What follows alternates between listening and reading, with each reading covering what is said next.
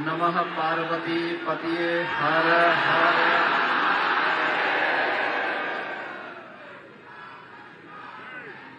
Pharmacy council of India के chairman Shri Mantu Kumar N Patel जी,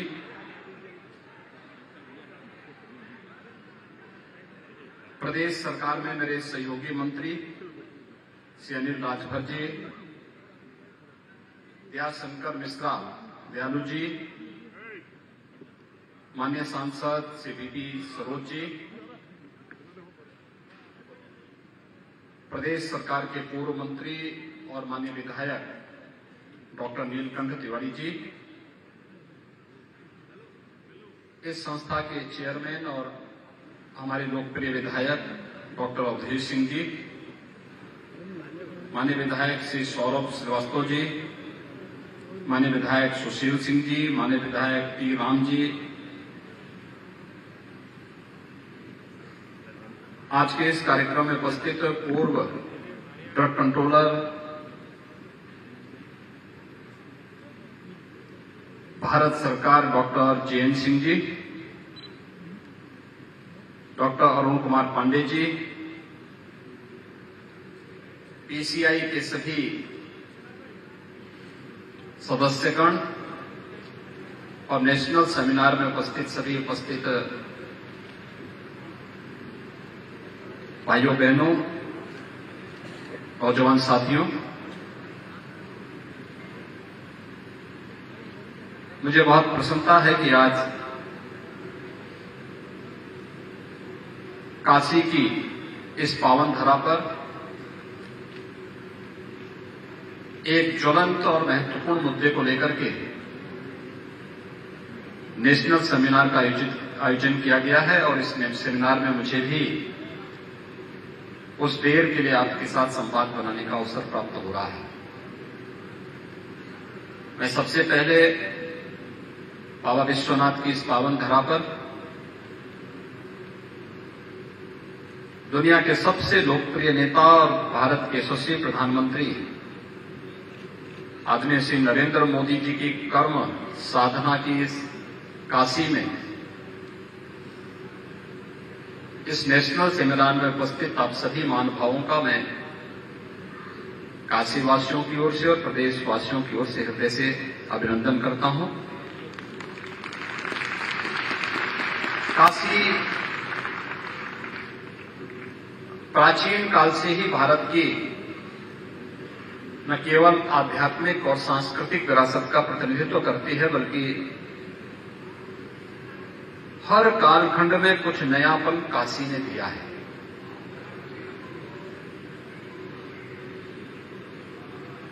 नए भारत में विरासत का सम्मान कैसे होना चाहिए, प्रधानमंत्री मोदी जी के नेतृत्व में काशी विश्वनाथ धाम उसका एक मूर्त रूप है।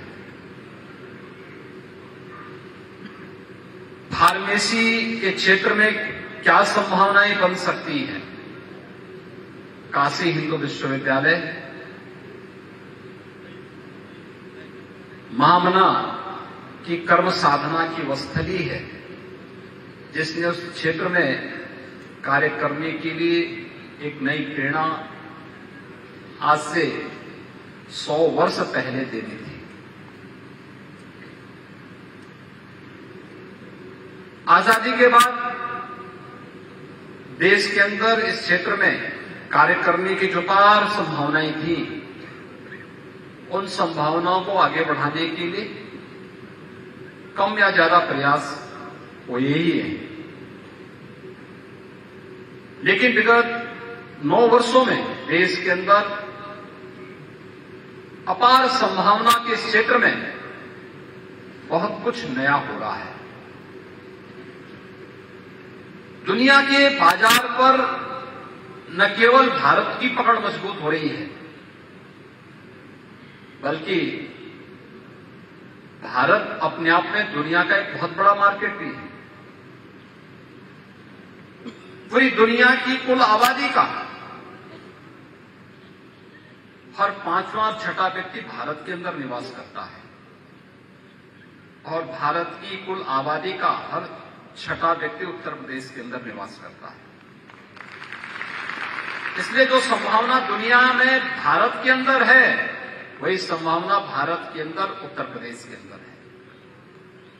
और इसलिए फार्मा के क्षेत्र में कार्य करने वाले जितने भी विशेषज्ञ हैं, जितने भी रिसर्च फेलो हैं, जितने भी इस क्षेत्र में, इस क्षेत्र से जुड़े हुए स्टेक होल्डर्स हैं, उन सब के साथ साथ इससे जुड़े हुए जो छात्र छात्राएं हैं, उनको भी अपने उज्जवल भविष्य के प्रति पूरी तरह आश्वस्त होकर के पूरी ईमानदारी और प्रतिबद्धता के साथ इस क्षेत्र में कार्य करना होगा।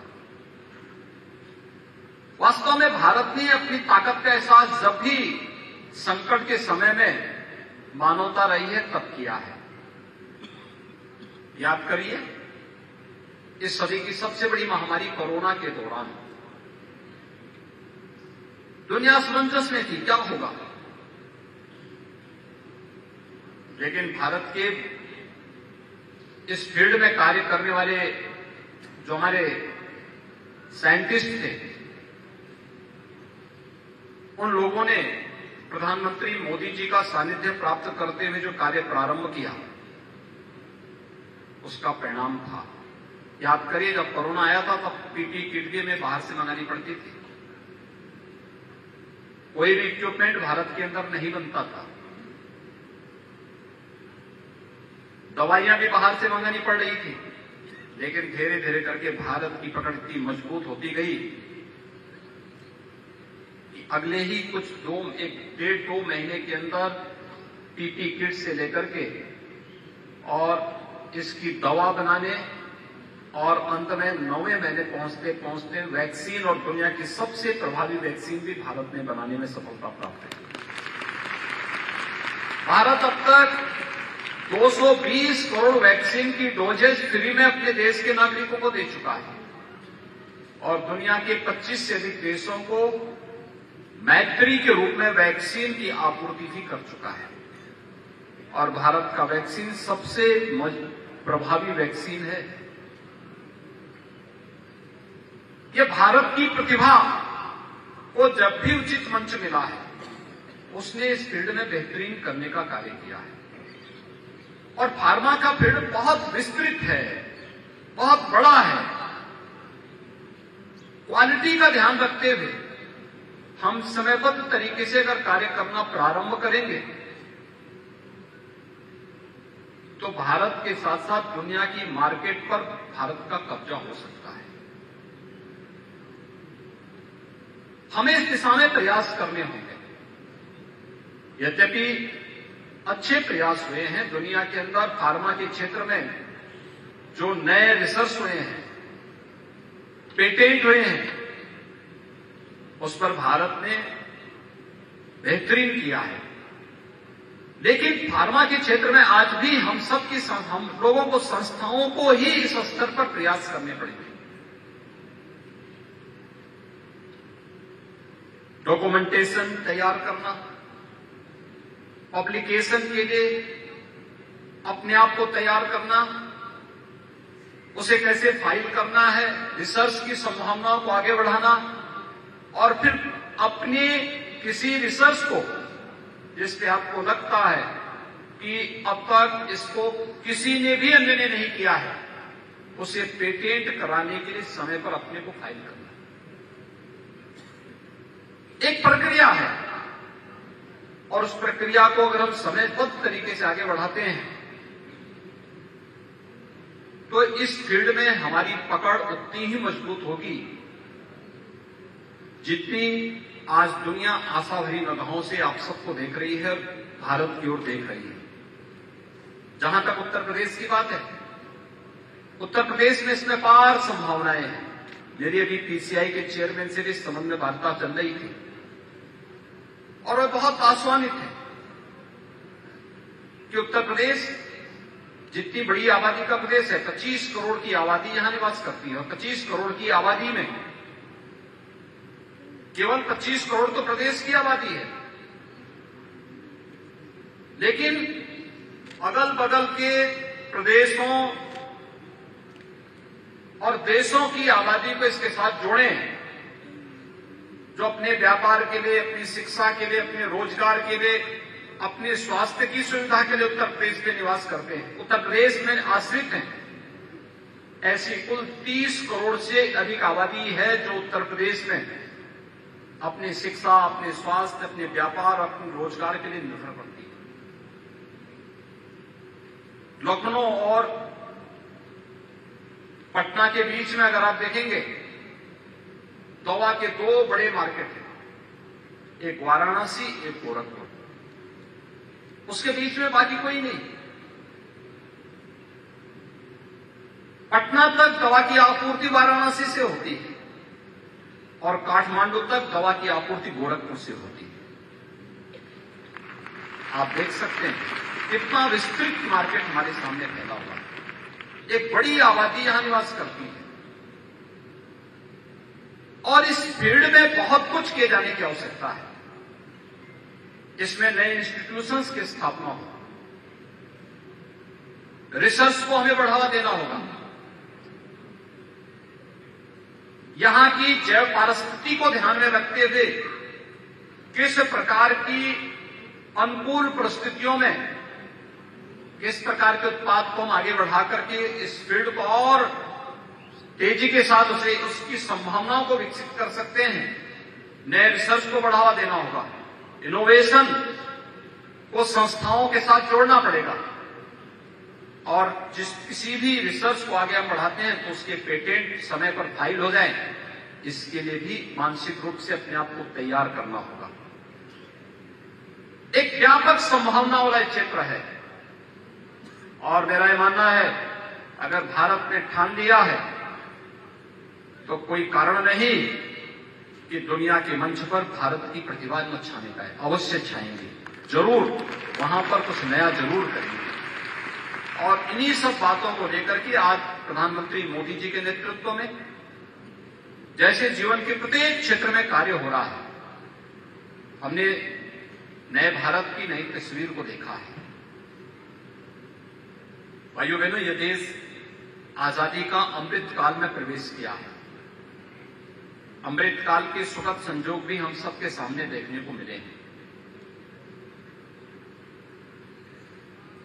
देश की अर्थव्यवस्था तेजी के साथ बढ़ती हुई अर्थव्यवस्था वर्तमान में है। दुनिया की 5वीं बड़ी अर्थव्यवस्था के रूप में आज भारत वैश्विक मंच पे है। तो दुनिया के उन 20 बड़े देशों की जिनकी दुनिया की 60% से अधिक आबादी जहां रह रही है, 75% से अधिक पेटेंट पर जिनका एकाधिकार है,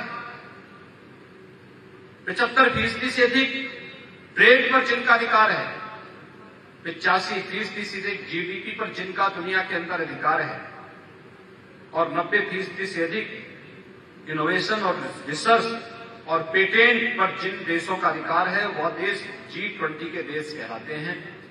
उन G20 के देशों की वर्तमान में अध्यक्षता प्रधानमंत्री मोदी जी के नेतृत्व में भारत कर रहा है और भारत के लिए आजादी के अमृत काल के प्रथम वर्ष में यह उपलब्धि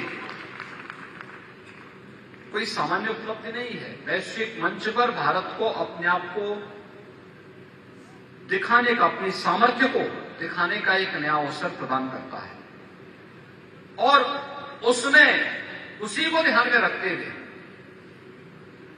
प्रधानमंत्री मोदी जी ने G20 के समिट के लिए देश के सभी राज्यों को भी अवसर दिया है। उत्तर प्रदेश में भी G20 के कुछ समिट होने हैं जिनमें वाराणसी भी 6 मीटिंग्स वाराणसी में होनी है, 3 लखनऊ में, 1 आगरा में और 1 गौतम बुद्ध नगर जनपद में। ये 11 जो समिट हैं उत्तर प्रदेश के अंदर संपन्न होने हैं। इस अवसर पर आतिथ्य सेवा के साथ साथ अपनी मजबूत उपस्थिति वैश्विक मंच पर दिखाने का एक अवसर न केवल भारत को बल्कि उत्तर प्रदेश को भी प्राप्त होगा और इसके लिए हम प्रधानमंत्री मोदी जी के आभारी हैं। एक और G20 के समिट के साथ जुड़ने का अवसर हम सबको प्राप्त होगा, दूसरी तरफ उत्तर प्रदेश की इन संभावनाओं को आगे पंख लगाने के लिए हम लोगों ने ग्लोबल इन्वेस्टर समिट का भी आयोजन किया है। आज इस फील्ड से जुड़े हुए जितने भी स्टेक होल्डर्स हैं, जितने भी वे महानुभाव हैं जिन्होंने फार्मा के क्षेत्र में कुछ नया किया है, मैं उन्हें आमंत्रित करता हूं कि उत्तर प्रदेश में आए। उत्तर प्रदेश असीम संभावनाओं वाला प्रदेश है। उत्तर प्रदेश की अपनी इस फील्ड की अपनी पॉलिसी है और इसके लिए प्रदेश ने अपने कार्यक्रमों को आगे बढ़ाना शुरू किया है। हमने एनसीआर के पास यमुना अथॉरिटी में एक मेडिकल डिवाइस पार्क के कार्यक्रम को आगे बढ़ाया है और भारत सरकार ने मेडिकल डिवाइस पार्क के लिए वहां पर हम लोगों ने लगभग 350 एकड़ भूमि पर इस पार्क के निर्माण के कार्यक्रम को तेजी के साथ आगे बढ़ाना प्रारंभ कर दिया है। भारत सरकार से इसमें हम सबको आवश्यक स्वीकृति मिल चुकी है। इन कार्यक्रमों को हम आगे बढ़ा रहे हैं। ललितपुर में बल्क ड्रग पार्क के निर्माण के कार्यक्रम को भी लगभग 2000 एकड़ लैंड में हम इस पार्क के निर्माण के कार्यक्रम को आगे बढ़ा रहे हैं। और मैं आह्वान करूंगा कि उत्तर प्रदेश जैसे दुनिया के सबसे बड़े बाजार में सस्ता मैन पावर है, बेहतरीन कनेक्टिविटी है और लैंड बैंक प्रचुर मात्रा में है। हमारी इस फील्ड की अपनी पॉलिसी भी है और एक सुरक्षित वातावरण में उत्तर प्रदेश के अंदर इस फील्ड में कार्य करने के लिए हम सब यहां पर देख सकते हैं। मेडिटेक पार्क के समीप जेवर में ड्रग फार्मेशन पार्क की स्थापना भी प्रदेश के अंदर विचाराधीन है। लखनऊ में बायोफार्मा डायग्नोस्टिक और बायोटेक पार्क की स्थापना भी प्रदेश के अंदर हमारे पास इसके प्रस्ताव विचाराधीन है और इस दिशा में मैं आज आप सबका आह्वान करूंगा।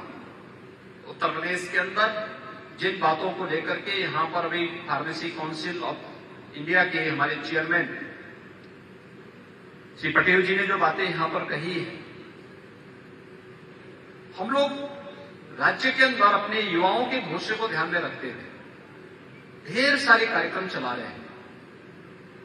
कार्यक्रमों की श्रृंखला में उत्तर प्रदेश के युवाओं को तकनीकी दृष्टि से सक्षम बनाया जा सके, हम लोग वर्तमान में 2 करोड़ युवाओं को टैबलेट और स्मार्टफोन वितरण करने का कार्य कर रहे हैं और ये बिना भेदभाव के उत्तर प्रदेश के युवाओं को उपलब्ध कराए। 20 लाख यूथ को अब तक हम लोग इसके माध्यम से जोड़ चुके हैं। 2 करोड़ यूथ तक हम लोग पहुंच रहे हैं। नेशनल एजुकेशन पॉलिसी इस दिशा में हमारे कार्य को और आसान करता है। जो इस फील्ड में R&D की जो संभावनाएं हैं और घरेलू मार्केट पर अपनी मजबूत पकड़ करने के साथ साथ वैश्विक मंच पर छाने का एक अवसर जो आप सबके सामने आ रहा है, हम इन सब पर कार्य कर सकेंगे इस विश्वास के साथ। नेशनल सेमिनार में आप सब ने काशी की धरती को चुना और यहां पर उपस्थित हुए हैं। मैं इसके लिए एक बार फिर से आप सबका हृदय से यहां पर अभिनंदन करता हूं और डॉक्टर अवधेश सिंह जी को इस बात के लिए धन्यवाद देता हूं कि उन्होंने इस नेशनल सेमिनार के माध्यम से उत्तर प्रदेश के फार्मा सेक्टर को एक नई उड़ान देने का एक मंच प्रदान किया है। मुझे पूरा विश्वास है कि आपका ये फार्मेसी कॉलेज और ये इंस्टीट्यूट इस दिशा में एक नई पहल का केंद्र बिंदु बना है और निश्चित ही काशी से निकली हुई कोई भी पहल कुछ न कुछ नया करके दिखाएगा। उत्तर प्रदेश फार्मा का और इस फील्ड का एक बड़ा केंद्र बनकर के उभरेगा। इस विश्वास के साथ इस पूरी नेशनल कॉन्फ्रेंस के लिए मेरी मंगलमय शुभकामनाएं हैं। धन्यवाद। जय हिंद। बहुत बहुत आभार माननीय मुख्य अतिथि महोदय। आपने अपने उद्बोधन से हम सबके हृदय में नई